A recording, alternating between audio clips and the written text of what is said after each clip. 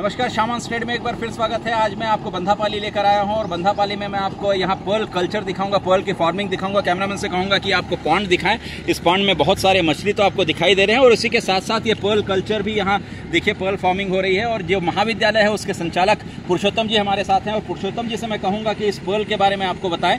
दो तरीके के पर्ल की फार्मिंग हो रही है और यहाँ जो फार्मिंग हो रही है वो किस तरीके की होती है, कितने दिन में होती है और इसका फायदा क्या है, इन सब के बारे में आज हम जानेंगे पुरुषोत्तम जी से। पुरुषोत्तम जी, इसके बारे में थोड़ा जानकारी दीजिएगा। नमस्कार। सबसे पहले मैं बताना चाहूँगा पर्ल फार्मिंग होता क्या है।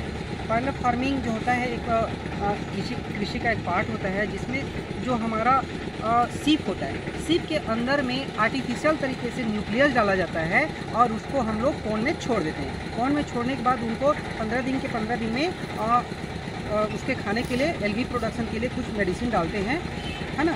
उसके बाद धीरे धीरे ये लगभग 12 से 14 महीने में इसमें मोती बनकर रेडी हो जाते हैं। एक चीज़ इसमें आता है कि इसका डेथ रेशियो ज़्यादा रहता है, पीएच वगैरह को मेंटेन करना पड़ता है। पीएच मेंटेन नहीं रहने से डेथ रेशियो बढ़ जाते हैं। जैसे इसमें देखेंगे आप बहुत सारे जिंदा हैं और कुछ ऐसे हैं जो अभी डेथ हो चुके हैं। जैसे जिसका मुंह खुला हुआ है वो डेथ हो चुके हैं। जिसकी डेथ हो चुकी है, क्या उसके मूते परिपक्व हो गए हैं?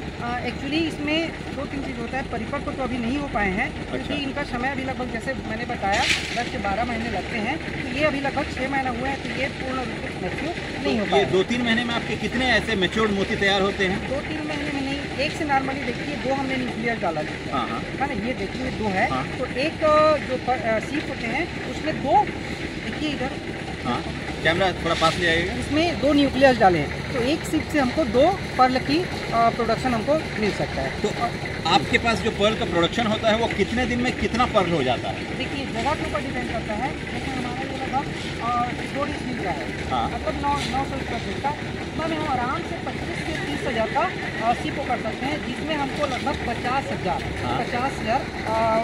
पर्ल मिल सकता है।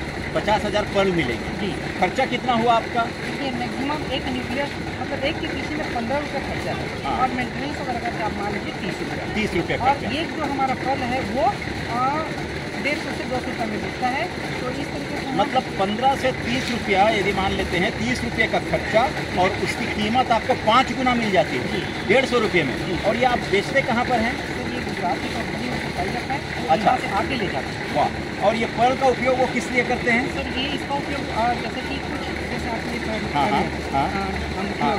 ये डिजाइनर मोती होता है और कुछ जैसे एम्ब्रॉयडरी वाला साड़ी होता है, लहंगा होता है, उसमें जो उसमें देखिए दर्शकों, ये 30 रुपये की लागत से आपके पास छोटी सी जगह है। जैसे अभी पुरुषोत्तम जी ने बताया कि 2 डिसमिल की जगह में भी आप इस पर्ल की फार्मिंग कर सकते हैं और 30 रुपया खर्चा करके आप 5 गुना कमा सकते हैं। ये ही है स्किल डेवलपमेंट। और राष्ट्रीय शिक्षा नीति 2020 के माध्यम से हम यदि इस प्रकार की शिक्षा अपने विद्यार्थियों को देते हैं तो उनके पास कम जगहों में वो बहुत अच्छे तरीके से अपने कौशल का उन्नयन करते हुए लोगों को भी इसलिए प्रेरित कर सकते हैं और साथ ही साथ अपना स्वरोजगार को भी ले सकते हैं। यही राष्ट्रीय शिक्षा नीति की सबसे बड़ी खूबसूरती है और जिसका एक बहुत जीता जागता उदाहरण यहाँ पुरुषोत्तम जी ने अपने खुद के महाविद्यालय के पीछे अपना जो जमीन था उसमें उन्होंने न केवल पर्ल की फार्मिंग की है बल्कि उधर दिखाएंगे तो वहाँ उन्होंने मछली की भी फार्मिंग की है।